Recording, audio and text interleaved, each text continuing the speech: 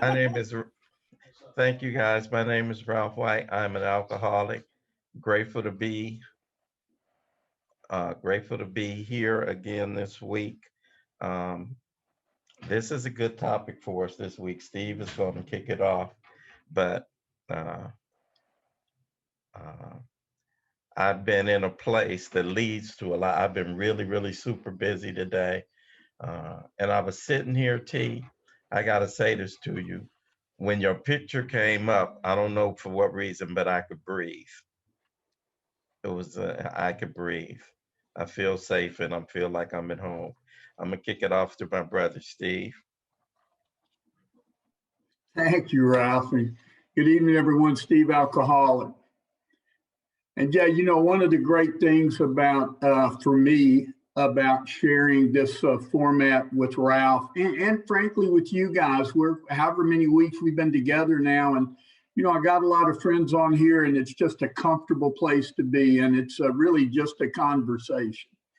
And, but it's a real privilege for me to be doing this with Ralph, and it is comfortable for me to know that he will pick me up when I drop the ball and clean up after me. But and being with you guys, I look and I promise you that this is not this is an observation. It is not a pride thing. We are, I'm going to say, down to 260 people from what has been about 350 or so beginning each week. And what I would tell you is, well, I don't take personal offense to that because I think it's Ralph's fault, but I don't take personal offense to that because in truth, this is about how, unfortunately, the herd begins to thin itself in Alcoholics Anonymous. If you think about your home group, if you think about when you get together well-intentioned with a group of folks that are doing that big book study or going through the steps together in your den or your sponsor's den or your buddy's den, a few people peel off. And sometimes it's because maybe they can't hear the message from the messengers, and that makes sense. And sometimes they just were more, just could not get caught up in the actual process. And but I'm grateful to have you guys here. And again, that's just sort of more observational than judgmental of anything.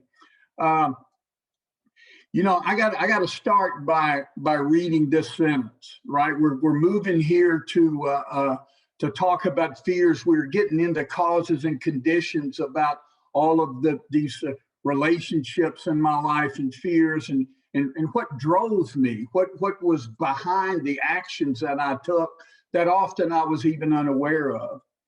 And when Bill says, talking about fear, that it's an evil and corroding thread, the fabric of our lives is shot through with it.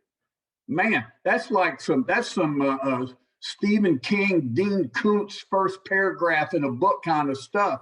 That's some dramatic writing by Bill. And the fabric of my existence is shot through with it. And man, when I get a little distance from it and think about that, that is absolutely true of me, certainly true of me as I've lived my life coming into Alcoholics Anonymous, and can be true of me in a given moment today because I am not over being impacted by fear. I want to show you something real quickly because we say that this is, among other things, we titled this an experiential step workshop. For those of you who've been here, you know my sobriety date is June 30th of 1989. I will show you you can't read it. In fact, you can't even see it in this virtual background, but I've got a fear inventory here dated March the 2nd of 1997.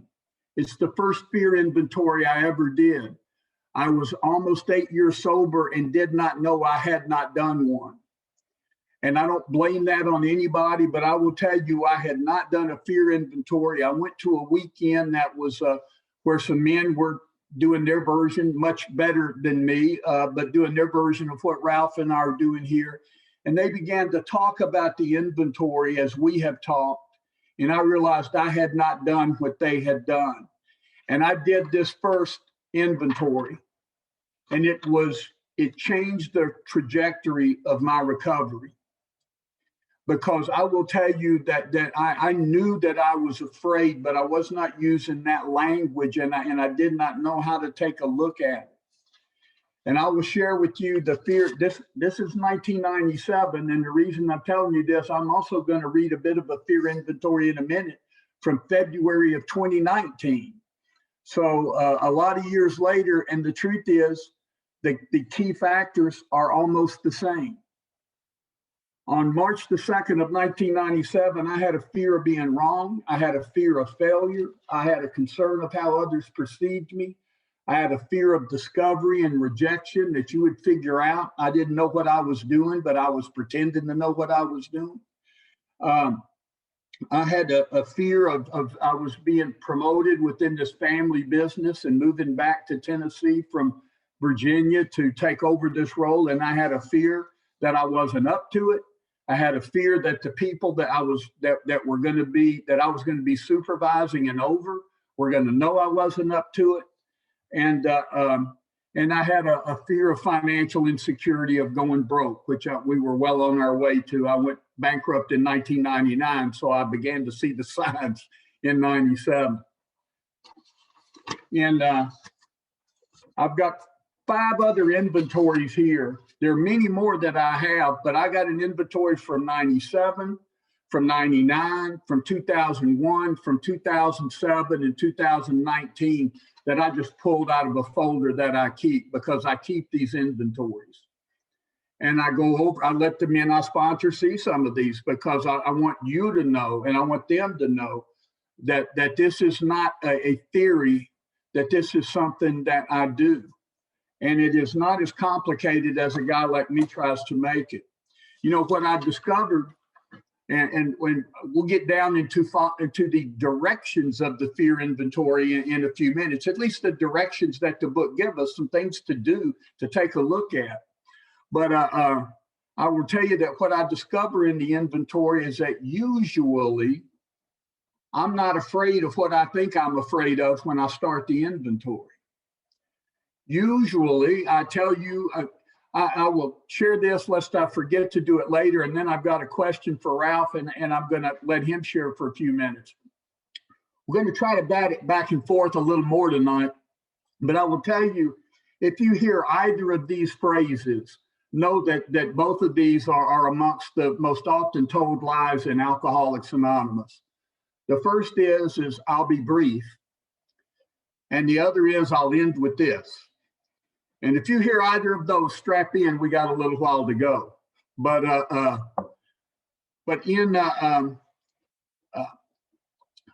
when I put down on this inventory that I was afraid, I had financial insecurity. I was afraid of going broke. And the fears I had attached to that was I was afraid that my wife and daughter were going to suffer for my irresponsibility, my sober irresponsibility. I was afraid that my daughter was going to be embarrassed because we would have to pull her out of the school that she was in and put her in my God, she might have to go to public school. My fear was that we were going to have to sell the home we were in and move from the neighborhood we were in to a home in a neighborhood that I was deeming less desirable. And those fears were there. And they were real. But just below that tier, below that surface level of fears, was the fear that I didn't want my wife and daughter to be hurt. But more importantly, I didn't want to be the guy that let them get hurt. That was my fear. And then I looked one more layer below that, and the biggest truth revealed itself, is I didn't want you to look at me like the guy that made them have to do that. So as I dig, I continue to discover that I have my 2 biggest fears in all these 31 years of my sobriety is, one, my fear of what I think you think about me. And number 2 is I discovered I don't want anything to be my fault. I can't take the heat. I don't mind being in a hard place. I don't mind trouble if you caused it. I'm a great guy to have in the foxhole with you. I just don't want to take responsibility. I don't want it to be my fault. And I'll talk about that some more tonight. Ralph, did you walk into this inventory realizing the impact that fear was having on your life? Absolutely not. Um, and so Steve started out the reading when it talked about fear, our existence was shot through, said it was an evil and corroding thread. And then it said it set in motion trains of circumstances that brought me misfortune I thought I didn't deserve. Long sentences. What's it look like? You know, absolutely not, Steve. My sobriety date is October the 11th of 1986. And I was 33 when I got here. And I was a scared little boy playing and being a man. And the fear that has dominated me most of my life is the one Steve said, the fear of what I think you think about me, because it's the fear of being found out. The book talks about isn't it? And the book, when you read the fear inventory, it says we ask ourselves why we had the fear. And then it says this, isn't it because self-reliance failed us? If you had given me 100 multiple choice answers, I wouldn't have picked. It was because self-reliance failed me. So when he just sticks that sentence in there like it's just, isn't it because, hey, hold up, hold up, hold up. The hell are you talking about? Isn't it because self-reliance failed us? When Steve was just walking through those fears, which he seems like he's my twin brother, I'm a guy that is really, really cool with crisis management, uh, especially when it's somebody else that created the crisis. I'm the guy. Oh, it's cool. I got you. I got your back.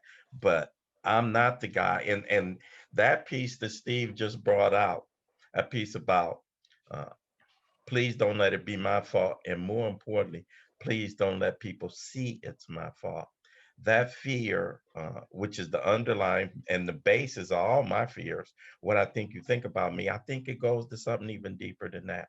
So then the book says we prepare to look at it from an entirely different angle. When we talk about the fear inventory, I too have done many fear inventories. uh, when we talked last week and we kind of gave an overview, we talked about resentment inventory. And inventory in general, I'm going to assume again, we've got some people on here who are fairly new. And I'm going to assume again that we've got some people on here who, though they may not be new to recovery, may be new to the practice of the steps.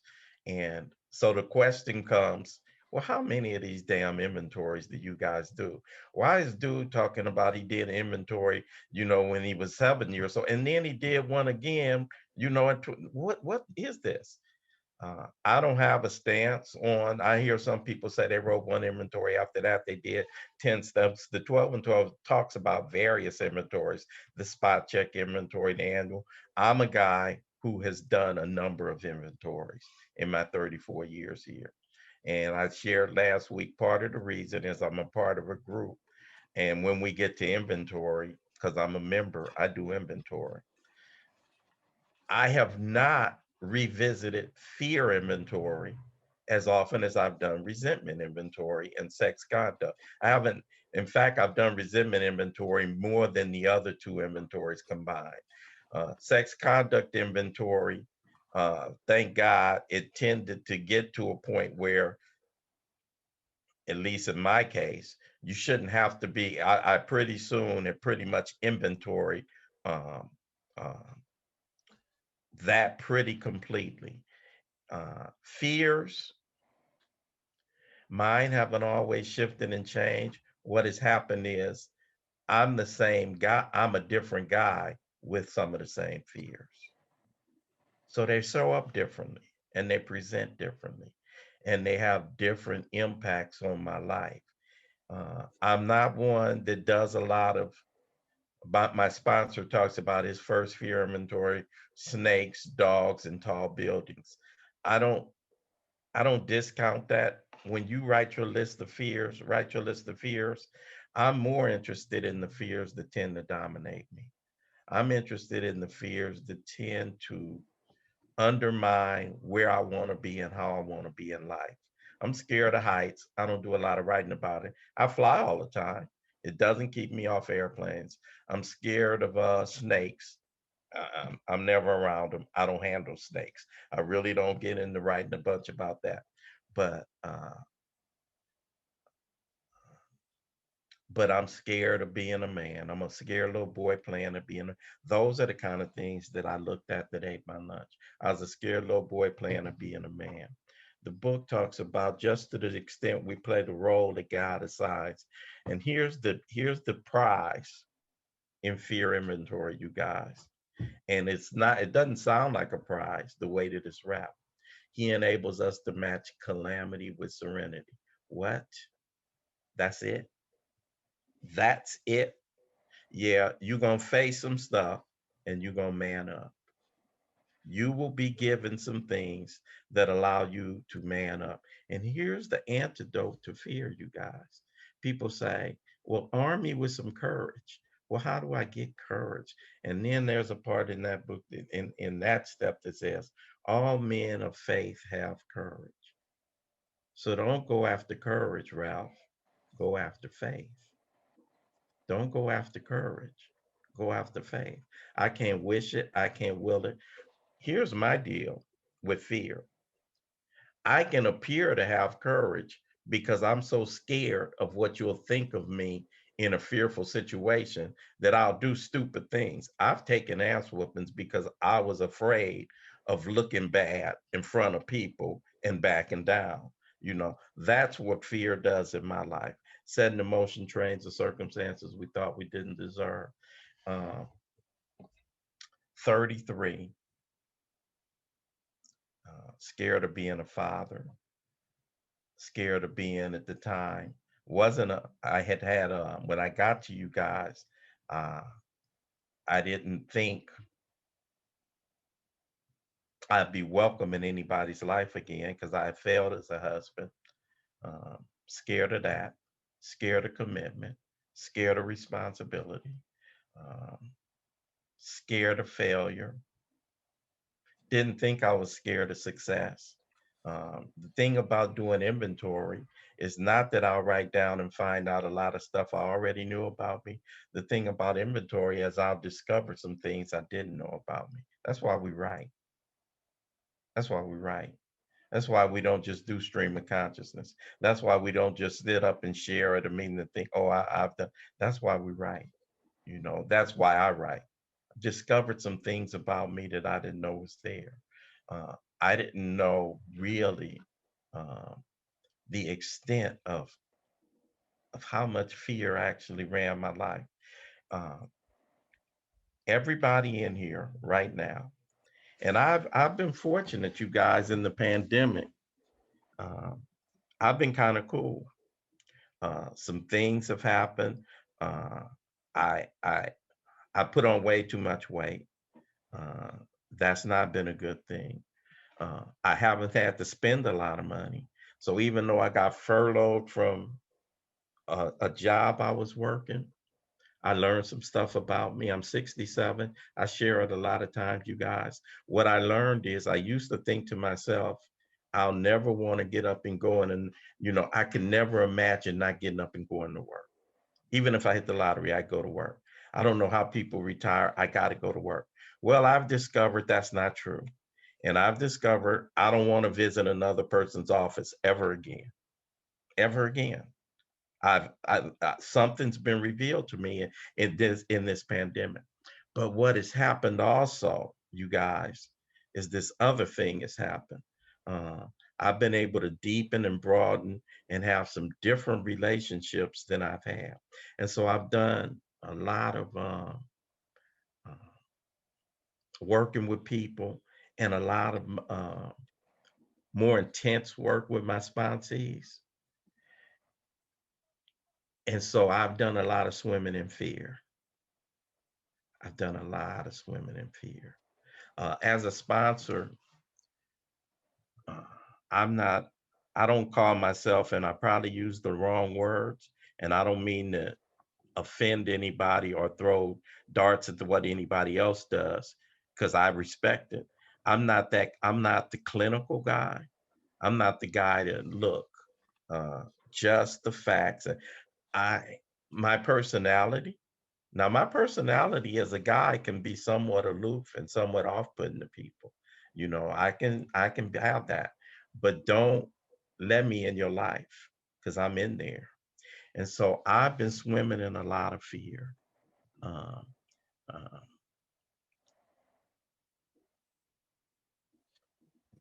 in this business of why we do fear inventory, you guys, it is really, um, it's vital.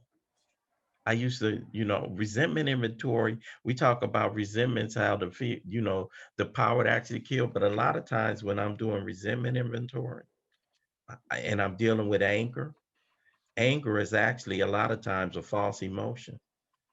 For me, you know, anger is a mask for fear. You know, no, you can't tell me nothing. It's not that you can't tell me nothing, or no, I'm defiant. I ain't gonna do that. It ain't that I'm not gonna do it. It's I'm scared I can't. It's I'm scared I can't. And I can't say I'm scared that I can't. So what I do is I get pissed off.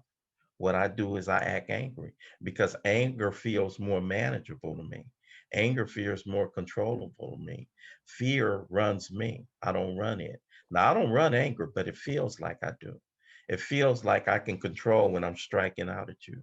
It feels like I can control when I'm lashing out at you. It feels like I can control when I'm checking you. It feels like I can control when I'm getting you off me. It feels like I can control when I'm putting you in place. Each and every one of those situations can trace it back to fear. Can trace it back to fear. So when we be thinking about this evil and corrosive thread, we think it ought to be classed with stealing. Every single major situation that you guys have heard me talk about over the years, because I'm transparent. I share about a lot of times that third valley I was in at 22 years sober, when I had lost, a long marriage, and when I lost my house, all that, you know. Um, uh, Fear set in motion trains of circumstances that brought me misfortune I thought I didn't deserve. I'm the guy that sets it in motion. And I guess I'm kind of talking around it because but I've been swimming in it these last 3 days, deep, you guys. And I've been swimming in it with some other people's stuff. So I'm hesitant to really get deep in that. But I've been swimming in it and it is so clear to me, you know. When fear gets me in this, I forget God. I forget God. Fear is too big. I, uh-uh. He's there leaving me. They're breaking up with me. My relationship is on the line. Spots, what the hell? This job is gone. I don't have, where's the money coming from next week? And fear. Whoa, whoa, whoa, whoa, whoa. Where did I lose my second step? Where did I lose my third step? And it sat up in here, I've been there, and I've had discussions, and I've been on the other side of discussions. Uh, and the reason we do fear inventory, you guys, uh, is for people like us. It's hard being grown every day. It's hard being grown every day because life is big. Life is bigger than me. So when it says, we ask ourselves why we had the fear. Isn't it because self-reliance failed me? Me relying on me can't make Rodney like me. Me relying on me can't make Rodney respect me. Fellas, respect is a big deal. Me relying on me, I can't make this give me this job that I so desperately want. Me relying on me, I'm in a business, man, where I'm dependent on some commissions and this stuff ain't coming off right, and I get discouraged. When I told you, T, when I saw your face, I could breathe because I've been in some, uh, and the cold thing about fear, you guys, fear crops up in the middle of a blessed situation. I'm fearful of losing stuff that I got. Wait a minute, I'm living a charmed and blessed life. I call it the tyranny of the blessings. I get so busy getting scared of maintaining the blessings. I forget all about maintaining the relationship with the one who gave them to me. Scared about it. I'm not gonna get this deal. I'm not gonna close this thing. I'm not gonna make this money. Make this money. And the one thing that I got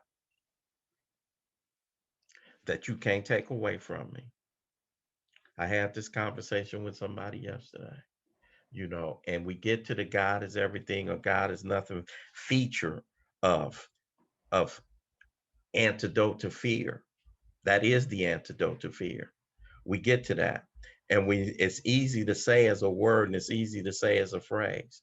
And if you knew on this thing and you've been running around saying it all the time, there are some people who've been doing life for a minute that'll say, I don't know that I need God to be everything till I know I need God to be everything. And that's not a sentence. You'll know it when you get to it. When you're in the situation where, okay, God, it's you or it's nothing, you'll know it when you see it. I'm in it with a couple of people right now, and I mean, we were in it so tough yesterday. Uh, but Steve, I'm gonna bat this back to you. But this piece, I get grateful. Um, I'm gonna go in the book, you guys, for a moment. If you want to know where fear inventory is, everybody these days seems to know where sex conduct inventory is. It's on 69. Well, fear inventory, that's a way for you guys to remember fear. It's on the page right before sex inventory. Sex inventory starts at the bottom of where fear inventory leads off. We reviewed them, we put them on paper, and it says there was a better way.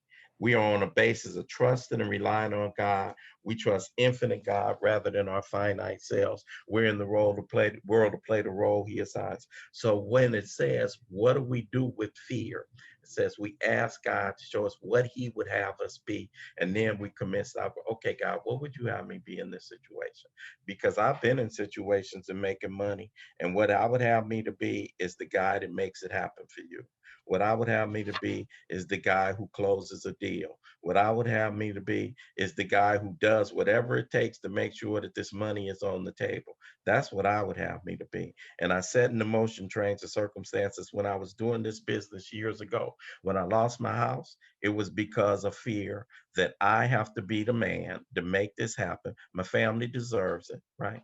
Forget when you're buying stuff, you guys, it ain't about what you can deserve. It's about what you can afford. But my family deserves it. And I said, we're going to go down this path. I say it, we're going to do it. Can I afford it? Hell no. Could I afford it in the moment? Maybe so. But I go down this path and it sets in motion trains of circumstances. I ain't going to even tell you some of the things that I can do to make something happen. I'm not going to tell you some of the things I can do to make something happen in any arena. In any arena. What is it that makes me have to make something happen?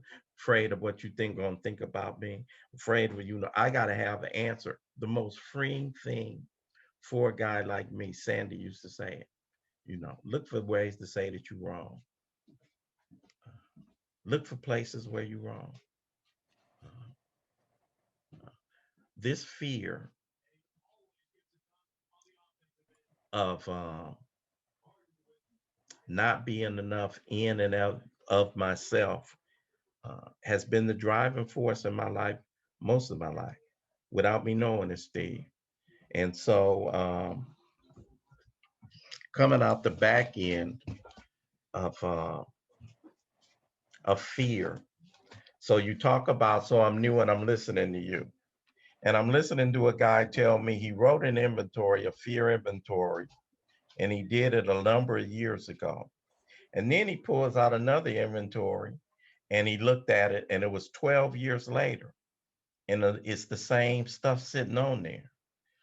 Damn, dude, why am I going to do this if I'm going to look the same 12 years later?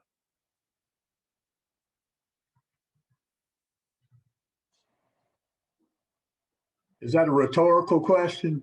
No, that's a question. You know, I'll tell you, Ralph, and it's interesting because what I see is the same fears show up, but in that 12 years, and then frankly, and I've done many more, but to use your example, all 12 of those years, I wasn't paralyzed both by those fears, but those fears will appear.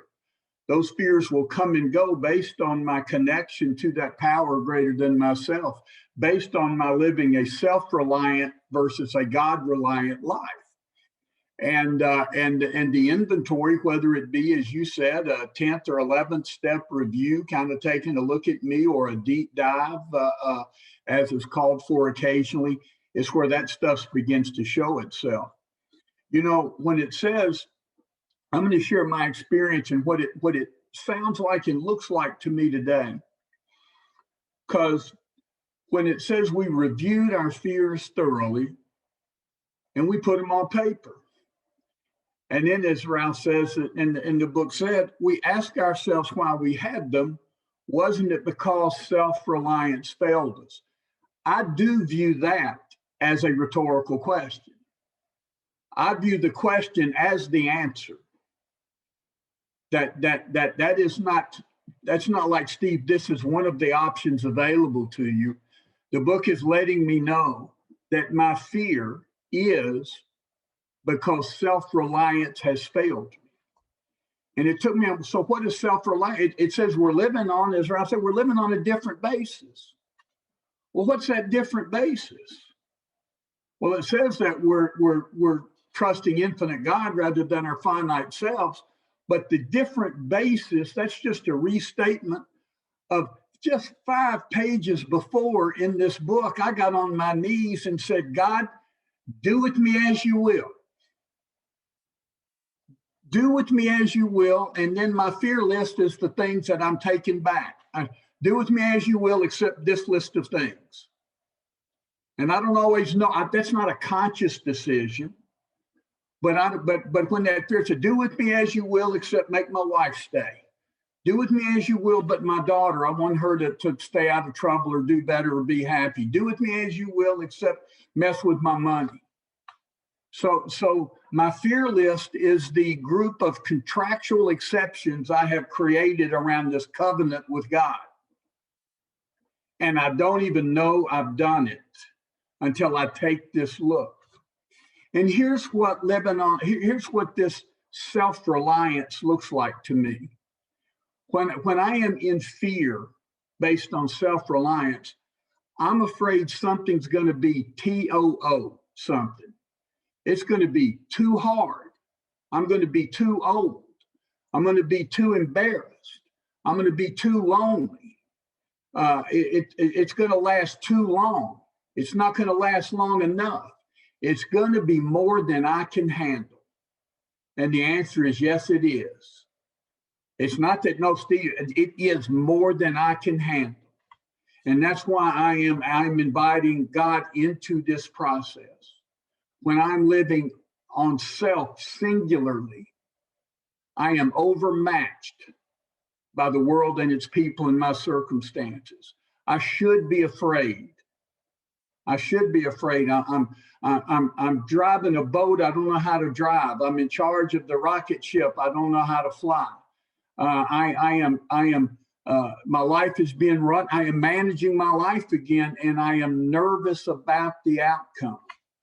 So when it says in here that I am in the world to play the role he assigns, that's another way, right? That's another way I realize that I'm breaking this covenant and I don't mean that in a bad way. I mean that because I'm human, I'm always going to vacillate back and forth on my level of God reliance and self-reliance. I'm always going to be on the meter somewhere. Never am I going to be all in and forever. Now, maybe there's somebody here that's beat the game, but not me. I'm in an ebb and flow situation, which is why I'm encouraged to take this regular look at myself. So, I was on, I told you I was moving toward this bankruptcy in 97. In fact, I did a financial inventory. I did this financial inventory, and I did it so well that it demonstrated that if I didn't do something differently, I was probably going to go broke. So I didn't show my sponsor the inventory because he would have probably suggested I do something differently. I folded it up and put it in the back of my big book in 1997. From 1997 to 1999, I was afraid of going bankrupt. I started waking up at 4 in the morning with a knot in my stomach. My head was spinning. I began to worry about it. I began to rob Peter to pay Paul. I began to take calls from the credit folks, the debt collectors. I began to worry about how I was going to look to other people. I was living in that fear. And I got on an airplane to take a flight one day. And as we were taxiing down the runway, I realized I was literally almost doubled over in my seat. I was so tight. My body was so tight. And I realized that the reason I had all of this fear was because I had decided this can't be happening to me. And it was happening to me. And if I've decided something can't happen, but it is happening, that is going to frighten me. And the solution to that problem is not to keep it from happening. The solution of that problem is to be okay whether it happens or not. To give up this self-directed role and accept the role that God is assigning me. And I will tell you, I physically changed in the seat of that airplane that day. I filled that seat up one more time. I sat up straight and tall, and I could take a deep breath. And again, that didn't last forever, but that's as close to a vital spiritual experience as I've had in my recovery. I'm going to tell you that this, when we looked over and did our inventory on resentments and in the affects my column, we see fear out there and fear seems to be attached to my self-esteem and to my security. See, like I said, it's not a fear of snakes. It's a fear of me letting you know I'm afraid of snakes. My fear, it's not what I'm afraid of. It's my pride and ego's need to protect me, to seemingly protect me. And that very protection is what leaves me in fear, because that is self-reliance. That is the epitome of self-reliance, for me to be trying to manage my own image. I took a job change at 58 years old. I'd worked with one company, family business. I'd had this job for 38 years.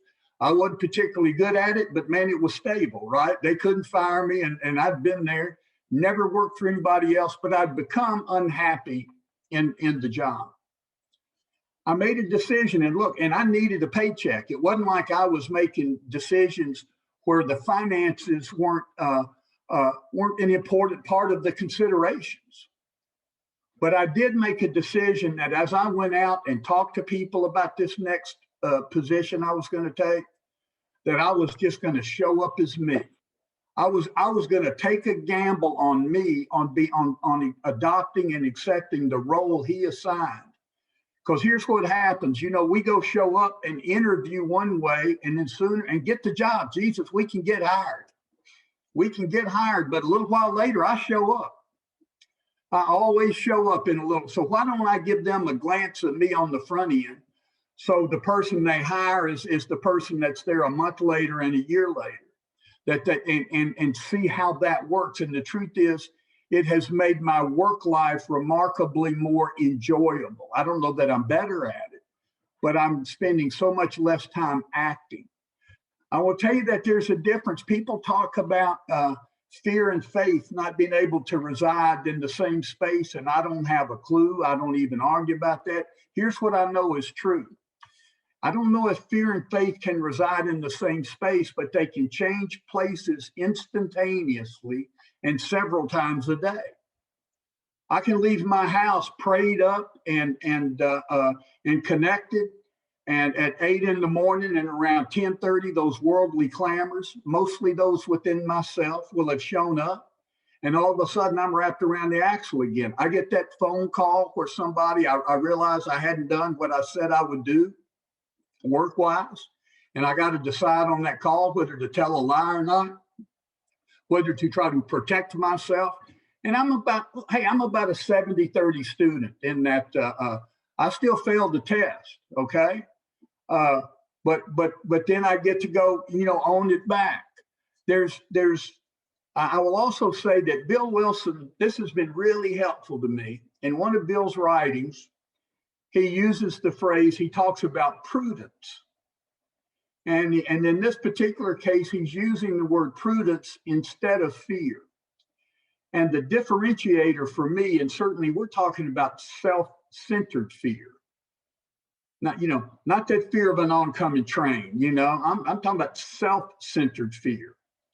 But Bill uses the word prudence, and he describes prudence as reasonable concern without worry. I like reasonable concern. It is reasonable for me to buy life insurance and health insurance. It is reasonable when I get ready to cross the street. I don't go, well, let go and let God, let's go. And if it be God's will, I'll get to the other side. No, I take a little traffic check, I see if there's any oncoming cars. But if I'm there 3 days later and hadn't made it across the street, that has become an unreasonable fear that is now dictating my life, that has taken hold of me. I'm not through having fear, but I am much less likely to have fear make my decisions for me today. That faith is, when it says all men of faith have courage, that implies that I'm going to need some courage to overcome the hesitance I've got. Oh, God, you say this is what I'm supposed to do? We're moving toward these amends, and that doesn't look like a good idea, right? So I'm going to go, so I am afraid to make this amend, but I say, God, this is the plan? Really? And so when I go make that amends, it doesn't mean I don't always do that fearlessly, but I can do it in spite of the fear. I can now my faith can override the self-reliance that's at the core of these things that tends to stop me and used to totally direct my life. Here's one of the big benefits for me today. I'm not nearly as afraid, nearly as often, for nearly as long, at near the intensity as I used to be. But the accompanying freedom from fear is that when I am afraid, I don't have to pretend I'm not. When I am afraid, I've got people I talk to. I got my road dogs that Ralph will talk about. I got guys I call and I say, man, I'm scared shitless today. This has got me, but I'm going to take the actions a guy would take if he weren't afraid. Now that's different than acting. I'm going to act as if, but I'm not pretending. I'm not being fake. I'm letting you know I'm scared. I'm anxious. I'm uncomfortable. I'm nervous. Whatever language I want to attach to it, and I tell you that, but I'm gonna do it anyway. And before I couldn't let you know that I was afraid. I couldn't share that sense of discomfort. And that has, again, become one of the connection points, because the truth is, none of us is going to be 100% free of fear. What we do is find out how to navigate it. I'm going to tell a quick story. And in fact, I'll be brief and end with this. I'll tell this story that Ralph has heard me, and a few people here have heard me share, and it's not my story. It is Howard Poland's story. And many folks on here are familiar with Howard, who passed away a while back. But Howard even wrote a book called My Life on a Frozen Lake. And that grew out of a story that Howard would tell about how me or you might live life as if we are walking across a frozen lake and afraid with each step that the ice is going to break and crack and we're going to fall through and drown.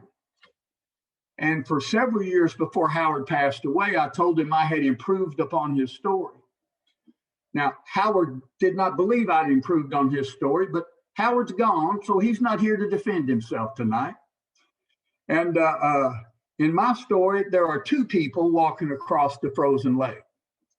One person who's absolutely certain that with each step, that ice just might crack, he just might fall through and drowned in these icy waters.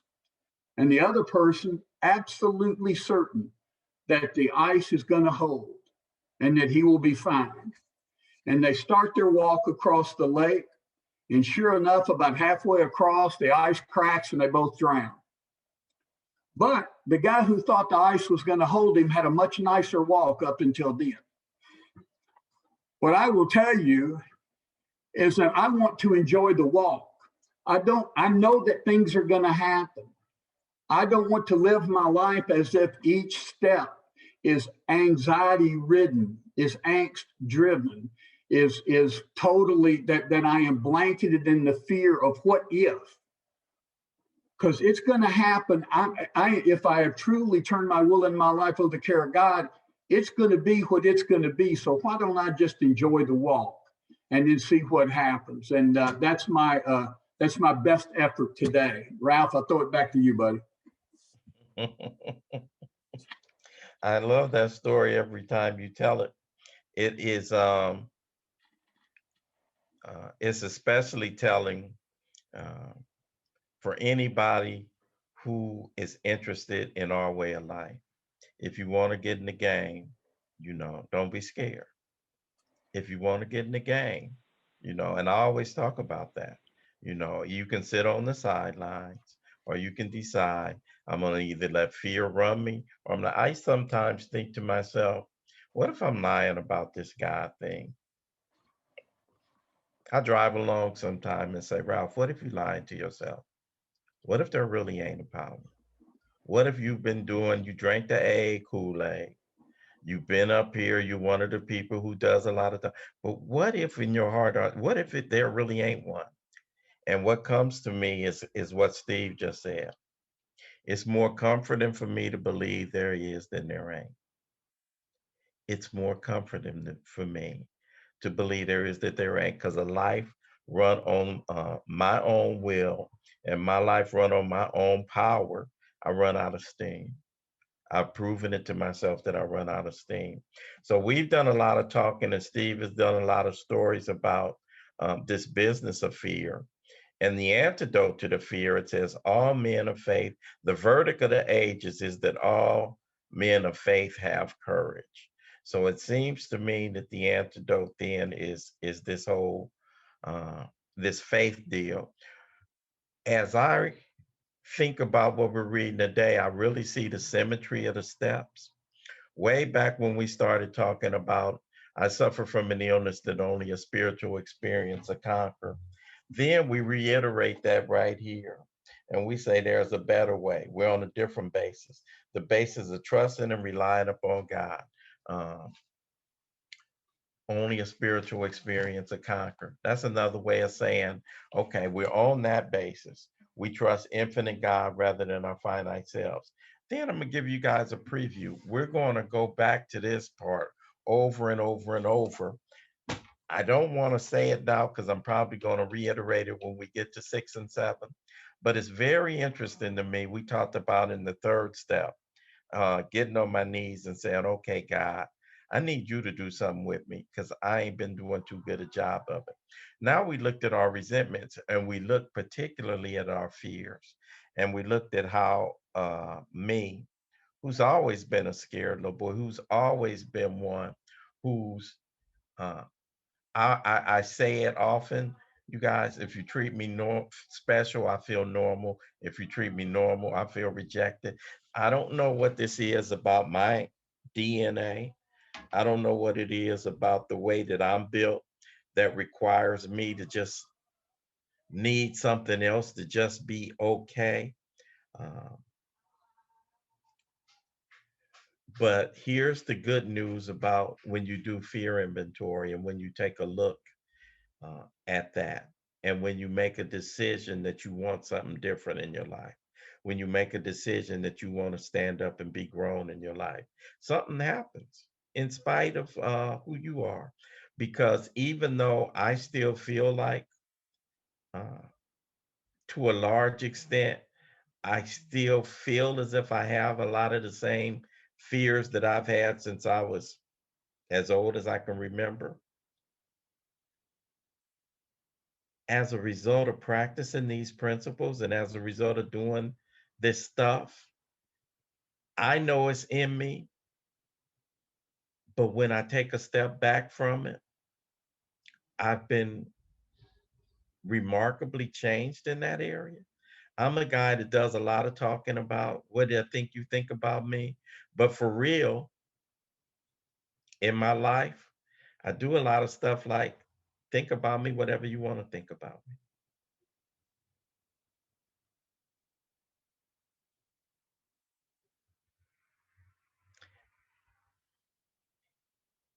And I can't tell you the day or the time or the hour or what action, um, but it's a lot of people still trapped in uh, hanging out with people because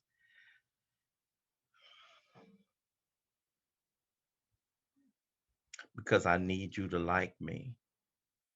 Going to places, hanging with people, uh, taking actions, cutting corners, because I'm scared of what you'll think about me if I don't. Uh, you guys, you know what? Uh, I do the whole God thing for real, and it's unconscious now, but as a result of a practicing these principles, I talk in my own voice and I walk my own walk, and I imagine uh, that I'm not everybody's flavor, and that's man, be you. Do this fear inventory and do this deal that we're going to repeat when we get to the sixth and the seventh step. I'm convinced that the reason it's only one paragraph in six and seven is because all the way up there we're doing six and seven. Doesn't this sound a little bit like six and seven when we say, uh, we let him demonstrate through us what he can do. We ask him to remove our fear and direct our attention to what he would have us to be. When I ask him to remove my fear, guess what's getting removed when I ask him to remove my fear? What is getting removed when I ask him to remove my fear is the perpetrating that I do, the lying and the dishonesty that I do, the the taking on this other persona that I do, this hanging out with people that ain't good for me that I do, this take cutting corners that I do, this all that take when I say take away my fear, that's one sentence, but do you know what's involved in taking away Ralph's fears? Do you know what's involved in that? So this business is we'll revisit this when we get to six and seven. But the same way that I can't take away these defects previewing, I can't take away my fear myself. But what I can do is practice and get it. Uh, all men of faith have courage. That's the antidote. Don't work on trying to have courage. Work on getting faith. Why? What gives me faith? Okay. What gives me faith is continued, consistent, persistent walk with the power. What gives me faith in some of you guys, what gives me faith in some of my friendships, what gives me faith that some of you have my back is persistent, consistent over the years. When I see I hate to go back to that. When a T popped on my screen, okay, I got comfortable. You know, when I get faced with a situation that's bigger than me, in my meditation some weeks ago, it talked about Ralph. When you confronted with a situation that scares you, bring to that situation instead of looking at the fear, look at the consciousness of the presence of the power. Look at the consciousness of the presence of the power. Look at where you got a long history of answered prayer and you got a long track record for yourself. And um, ask God what he would have you to be. So when I get in a situation, like when I walk up on somebody and I have it, it's petty for me. I've had situations where this fear of what I think you need me to be. Hey, Ralph, aren't you the lawyer? Yeah, I'm a lawyer. I've never been a lawyer. That's Ronnie. Just out of the blue. If you ask me who I am today, I'm just me. Ralph, are you like, no, ain't never been one. No, ain't never been one. If you ask me, do I know something that I don't know it? And that's huge for me because I gotta know, especially if you ask me. No, I don't know. I don't have an opinion. I don't have a thought. I don't have a judgment. Um, we are wow, I'm going over this time. Steve, I so want to thank you for being so clear with us tonight on fear fear inventory, the power of fear, the hold that it has on a guy like me and guys like me and you. And more than that, you guys, um, the benefits to doing the looking, and the benefits to turning it over, and the benefits of having a power, and the benefits of God is everything or He is nothing, and the benefits of a continued, persistent, and consistent walk. And He'll transform you. You'll be transformed without you knowing it. And that's why we don't grade our own papers. And that's why I so like to keep coming with you guys, because you guys remind me. Because in me, I'm still a scared little boy dominated by what I think people think. But when I get with you, you remind me. You remind me. No, no, Ralph, God has done something with you. And I'm gonna say this finally. Don't lose what it is that's the greatest antidote we had to fear. So with one of my sponsees yesterday, really, really, really feeling like a failure. Really, really, really feeling like life has gotten too big. Really feeling like I've bounced from job to job and that's unfamiliar to me. And I pointed out to him I was without a job for 3 years. Scary place. I've never been a guy that couldn't find a job. I went on 2 temp assignments and they let me go inside of a week. Embarrassed to tell people that. Temp assignments. I've never had a problem finding work. I've never been told you're not welcome here. And I started losing you guys. And I started facing that fear. I lost self-confidence in myself. But I'll tell you the antidote. And I'm gonna get out of here because I'm in our Q&A time. But I'll tell you the antidote to that fear because I lived in it. I was swimming in it. 2 antidotes. One, I kept coming to you guys. And two, here's the deal that we have. Don't lose it. I was always useful and always had a life of purpose. And fear will make me forget who it is that I am. I'm an alcoholic. Work is what I do. This is who I am. And the power of remembering my assignment, that I'm of use and I have value and I have purpose. If you're sitting on the platform right now and money is tight, relationship is on the line, don't know if they're going to let you come back to work from the furlough, having problems finding something in this scary time of ours, it feels like. And you've been doing this maybe for a minute, and I forgot who I am. I forgot who I really am. I forgot that I have use, I have value, I have purpose. I forgot that I'm a person of faith, which gives me courage. I forgot that I got a God that's everything, even when I can't see it. I forget. Fear makes me forget the essentials. It makes me forget to keep the main thing, and I get there. So if you're in that dark place, what you do when you're in the dark, you come in here where we had a light, and we will help you get back to what the antidote is. All men of faith have courage. We'll help you get back to that. That's the unspoken part of doing that piece. Don't try to do it by yourself. You guys have continued to help me and reconnect me. I'm going over way too far. Ali, we're giving it to you. Let's do some Q&A. If I could, in closing for us, and Ralph said that what we do is we ask God to remove our fears and turn us to what He would have us be. Then the book says, and I'm really saying this for somebody new that might think that Ralph and I have somehow ascended beyond fear, and we think we've made clear we haven't. But the next line is that at once we commence to outgrow fear. And I will tell you, I'm still in the outgrowing phase. I hadn't gotten. I'm still in the end, and I think we commence to outgrow fear.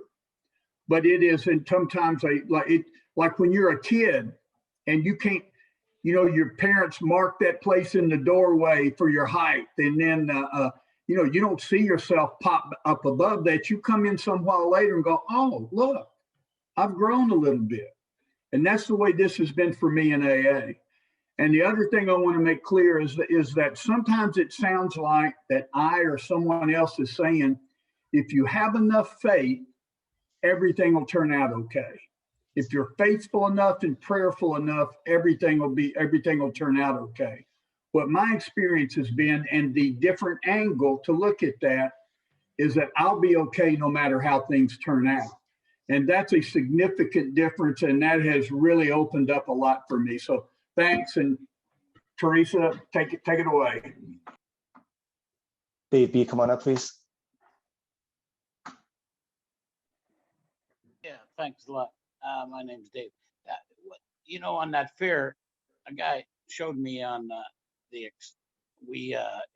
extent the calamity matches serenity, and man, I had some calamity coming on today, and it did match that serenity. I didn't realize it until I got here again, but that reading that I did what he would think I would have, and after I prayed, third step, seventh step, and yeah, I was having a colonoscopy, and they do anesthesia. Well, I didn't have the right procedures, so I didn't do the anesthesia, and it worked out all right. And I just that calamity, I understand that what that's calamity. There's a lot of fear and just a lot of anxiety, and I was tripping. Thank you, Dave. Can I ask you to formulate a question, please, if you have one? Thank you, sir. Yeah, just wondering what the calamity matches serenity. What they think calamity was. Thank you. Thank you. I think I may have said last week or one of the previous weeks that I figured out what a calamity is. It's anything that can't be happening to me. And and the way I match that is if I am truly willing to, you said, to the extent that I humbly rely on him and live as I believe he would have me, which is different than even doing it well. It just means I'm doing my best.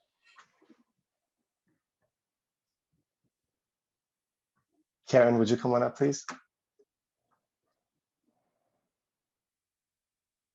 Hi, I'm Karen, and I'm an alcoholic.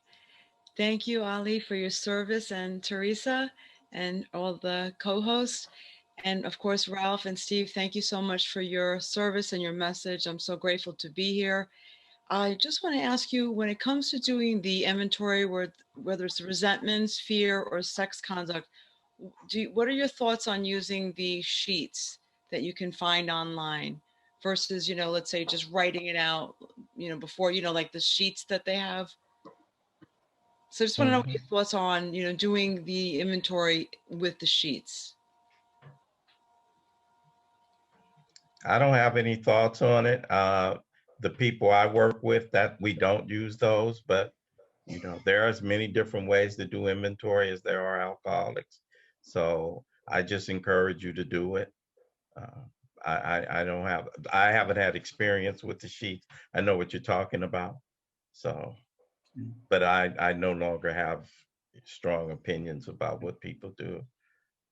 Here's what I know. I'm sitting in this room at 31 years sober, and I do not use the sheets. I'm not anti-sheet. I've just never fallen into that. My wife is in the other room, 31 years sober. She has only used the sheets, and I think we're doing pretty good. So I think different strokes for different folks. Thank you, Karen, for your question. Joel Phoenix, would you come on up, please?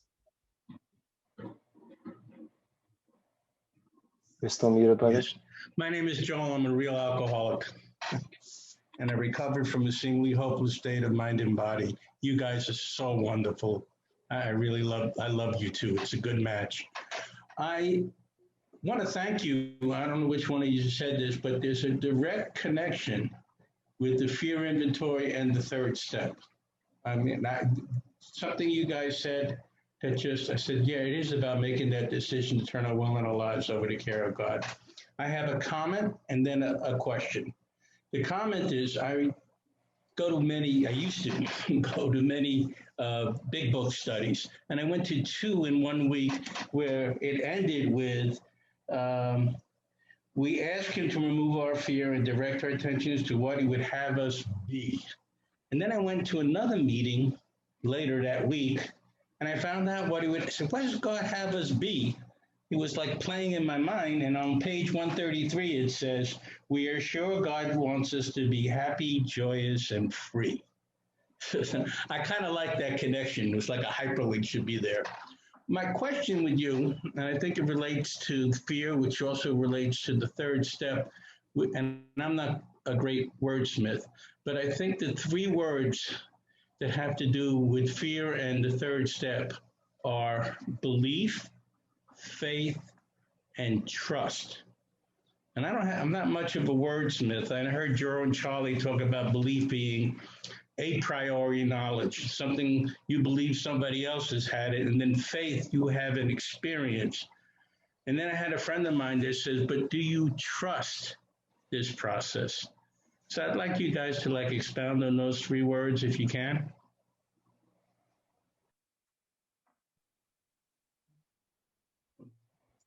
I got a friend, Scott, that says that faith is hope with a track record. And that might be what I find I can do, Joe, and I try to I now try to avoid it because I spent years doing it, and that is overthink and overparse the words and get lost in the academia versus the experience.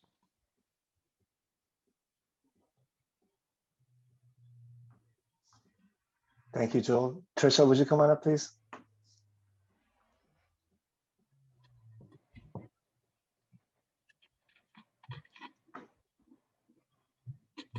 Trisha, can you unmute yourself, please?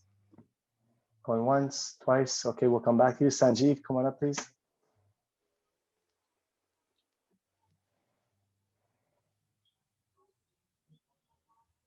Thank you so much. I love to hear you guys go through this stuff.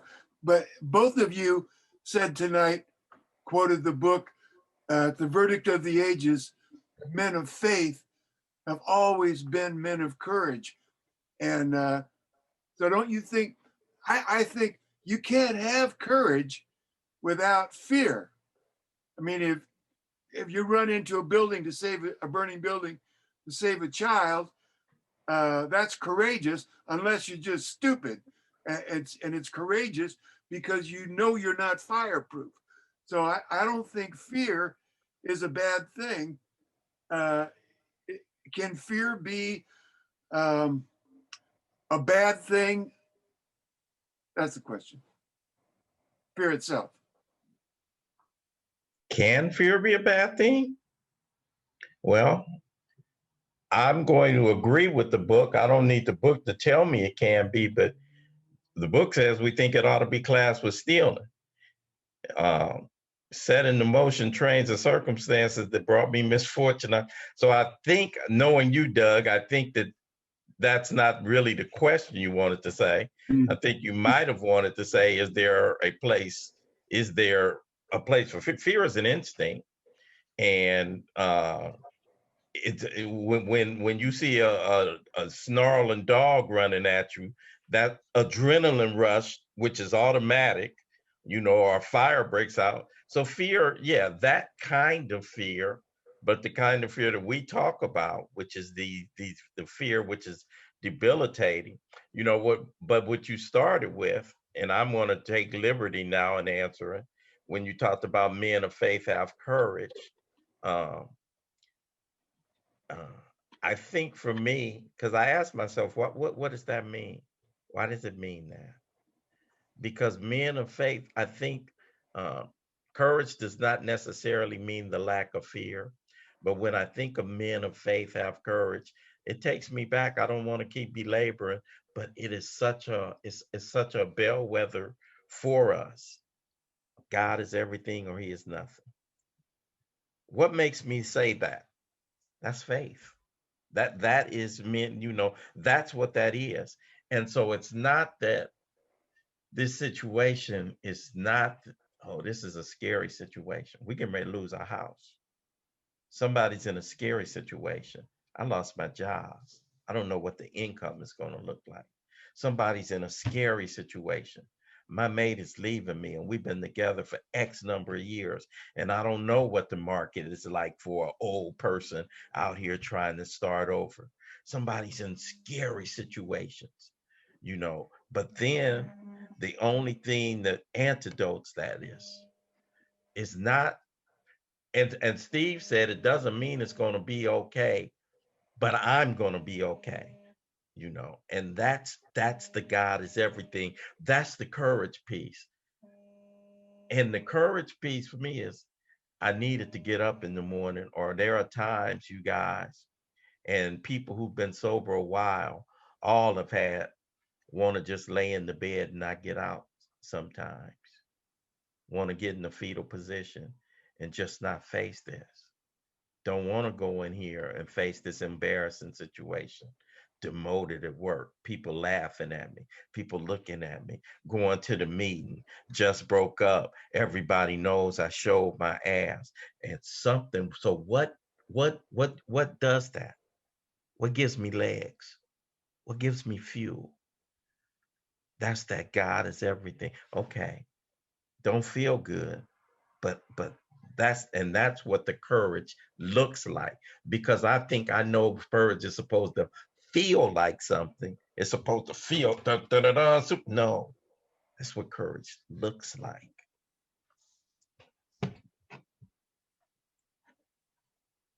Thank you, Doug. Steve, did you want to jump on that? Or? I just think that, you know, a flip to that a little bit too is that one of the reasons that all men of faith have courage is because they had to demonstrate some courage to get to faith. And I remember being a little boy, 2-3 years old, and without not knowing how to swim. And my dad standing there in the swimming pool waist high with his arms out saying, jump. And I'm, you know, I mean, it took forever. And finally I jumped. I didn't jump out of faith. I jumped out of courage and self-centered fear. And then within 5 minutes, I'm running around, I'm leaping, I'm not, you know what I mean? I had this faith was developed by cause and effect. I'm a proofs in the pudding type of guy. And so my faith is emboldened in AA over time, because the more often I have trusted God, the more often it has served me well. Thank you, guys. Nick, come on up, please. Oh, hey, I'm Nick. I'm an alcoholic. Hi, everybody. Steve, you said, I tried to take a note of it. Fear is contractual obligations I've made in the covenant with God in step 3. And that hit me. And it sounded like you were talking about only letting God manage certain parts of my life. Like, I'm going to let him into my relationships, but I'm not going to let him into my finances. How does that lead to your fear experience? Thanks. Well, first of all, Nick, write that down and send it to me, because I have never said that before, and it showed up tonight. So I want to put that in there, baby. But the truth is that that's what struck me, is that I realized that I have in that third step. I mean, I am saying, do with me as you will. But my fears become, whether conscious or not, are the list of things I am not willing for God to do with as he will. I'm actually giving him, these are the things you're allowed to do with this list of stuff. And I'm just trying to be free. I'm trying to get my list from pen to pencil, and ultimately smaller and maybe all the way off the page. Thank you, Nick. Trisha, we'll try you again. Hi, everybody. I'm Trisha, and I am an alcoholic. And I wasn't sure how we were supposed to ask the question, so I'm glad I got called on. I have always struggled with a really simple explanation when asked by sponsees what's another simple explanation or definition of self-reliance? What does self-reliance mean? What is self? Go ahead, Steve. No, she asked for simple, Ralph. You go.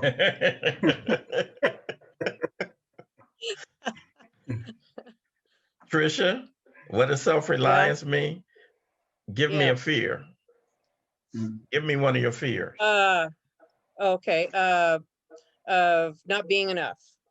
A fear of not being, oh, that's a wonderful fear for self-reliance.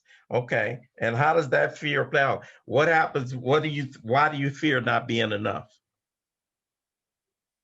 Oh gosh. I didn't know I was going to be doing a little inventory on here. Why do I fear that? I don't know. I don't know if this Because just people will look down on me ingrained if in I'm me. not, people will look down on me, right? Oh, I'll be yes. Yeah. less than People, somebody else, right? yes. You Fear of won't not like being me, right. Yeah. Yes. Thank you. not being liked, right? Yeah. Okay, okay. And what happens if you're not liked? It hurts. Nothing. If But yes, it hurt. it hurts me, right? To not be liked. Can you make me like you? I can try, but no, I can't. But what happens when you, okay, but this fear of not being enough, what do you do now to try to make me like you? You don't even know me, but you need everybody to like you for you to be okay, right? So what? Yeah, kind of. So you try to find out what I want, what you think I would like you to be, right? Okay. So you try to be somebody else, right? Yeah. And so Oh, you're okay. somebody else in every situation, right? Yes. How does that work? It doesn't. Does it make me like you? No. Can you make me like you? No. But you think you can make me like you. I'm So hoping. me relying on me, I cannot bring about the desired result. Me relying on me cannot bring me. Self-reliance causes me to do, and there are things I do when I rely on myself to get the desired effect. I lie on job applications to try to get a job because I can't make them give Ralph White a job just being Ralph White. Right. I show up in relationships as a representative because I can't make Trish like Ralph just as Ralph is. So me relying on me. So what would God have me to be? We think there is a different basis, the basis of relying on infinite God rather than finite self. What does that change? Still may not make Ralph like me, but I'm okay. Because why does Ralph have to like me anyway for me to be okay? Because I'm relying on me to make it through this world. And that's scary because the world is too big. But if I rely on God, whether Ralph and Steve like this question I ask or not, guess what? I'm going to be all right. And then here's the magic. People start liking authentic Trish. Really? The ones who like Trish. The ones who don't. And Trish is okay in the world, in the role that's assigned anyway. But when I'm assigning me, I spend all my time, me relying on me to bring about the desired result. That's self-reliance. I think I can bring about desired results, me, on my own. That's a long answer, and you said give you a short answer. But to me, the best way to see it is how does that play out in my life? I am so glad I asked this question. Thank you. Thank you, Trish. Thank you, Trish, for the question. I got a question. I think Teresa does as no more hands up. Just to, so I guess, segue into it, if you guys will. Ralph talked about there's as many different ways to do an inventory as there are alcoholics, and that is true. And the big book is fairly clear on the resentment inventory, what they intend us to do, right? But when it comes to the 3 columns and then the 4th column, look for your mistakes. But the fear inventory seems to be, from what I've heard others say, where people sort of have trouble extracting the questions to ask, the mechanics of it.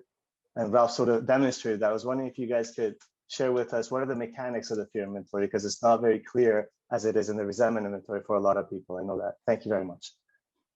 Go, Steve, since you were holding one up. Well, the point I was going to make, Ali, is that of these multiple inventories I have, each one looks a little different.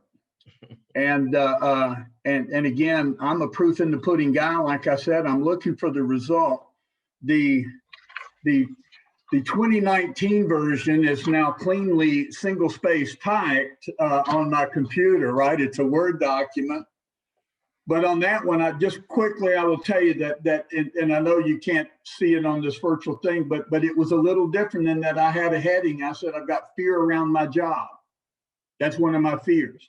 And here were questions, and I said, fear that I'll be exposed for not having done a good enough job. Fear that I'm incapable of doing the job. Fear that I have not worked hard enough. Fear that Wes and John will see that I have not worked hard enough. Fear that I'll be embarrassed, and fear that our company failings are my fault. You know, that was a tough day, by the way, but and I had fear around financial insecurity, and then I listed those. I said, fear that we don't have adequate funds for our future. Fear that it's my fault. Fear that Abby will always need our financial help. That's my daughter. Fear that Abby's losing her health insurance. Fear that I need to reach out for financial help. So so those were the fears. And then I did just what the book says. I got the next line that says, I asked myself why I have them. And it says clearly the reason I have them is because I'm afraid I won't be okay if any of those things happen. And I quit. I'm not saying other people overcomplicate it. I don't see the multiple columns on that for me, but that's how I get to my desired result. Somebody else might do different mechanics to get to their desired result. Thank you, Steve. Ralph, you're good? I thought Teresa had a question, so I was all right. Okay. going to get another question in. No, actually, I'm good. Oh, that was it? Like Steve said, I have done so many different forays through fear inventory. In fact, we don't have a lot of time. The very first fear inventory I did was very different than any of the others. We had an assignment. It was 12 of us in a workshop, and we had an assignment. And that assignment was, throughout the week, want you to go out, and if you encounter a fearful situation, share about a fearful situation you encounter when you don't bring God into the situation, and then share about another situation where you brought God into a situation. And so I have had all the way from writing columns about what's the fear, what's the underlying fear under that fear, I've done it a lot of different ways. I am of the school of thought of Steve. You know, I don't get caught up. And you and I talk a lot about it, Ali, and the mechanics as much anymore. There's I think I'm going to save this because I don't want to spend a lot of time. And I hope I remember this thought. But when we get to maybe 6 and 7, I hope I remember it. But you guys, there is a thin line, and don't get confused with learning and seeking. Sometimes we can confuse learning with seeking. There is a difference. Now, learning, it can be a seeking, and you can be seeking knowledge and information. But the seeking we're talking about, when we go to in chapter 5, we talk about God could and would if he was sought. Not knowledge, not information, not book. So don't get confused, because Steve and I sit here and we kind of bring some of this information to light, that the learning is the end game, The seeking is the end game. The seeking, not the learning. And Ollie, let me say one last thing, because it was huge for me and I just remembered it. And I invite anyone to try this exercise. But when I was doing that first fear inventory in 1997, in real time, halfway down the page, it struck me that there was victimization in my fears, and that really most of my fears were self-pity. And so I would encourage someone, and I have guys do this, not to make fun, but I say, read your inventory to me in a whiny voice. And so Take a look, do that inventory. It's heartfelt, it's meaningful, it deserves to be heard. But then just do the exercise of reading it to yourself in a whiny voice, and I promise it will reframe it for you.